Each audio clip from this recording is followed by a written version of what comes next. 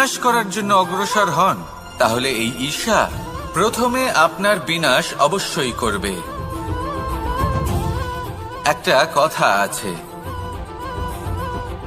এটা পশু প্রবৃত্তি, আপনি শুধুই নিজের বিকাশের কথা ভাববেন। তিনিই হলেন প্রকৃত মানুষ, যিনি অন্য মানুষের জন্য প্রাণও দিতে পারেন।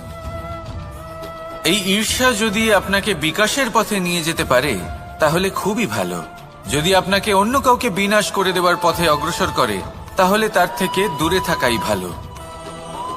যেমন ধরুন, আপনার কাছে একটা সূচ আছে যার দ্বারা আপনি ছেঁড়া কাপড়ও সেলাই করতে পারবেন বা অন্য কারোর পাত্রে ছিদ্রও করে দিতে পারবেন।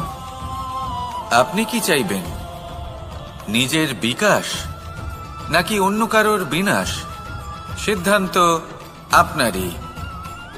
আসুন আর আমার সাথে ভালোবেসে বলুন, রাধা রাধা।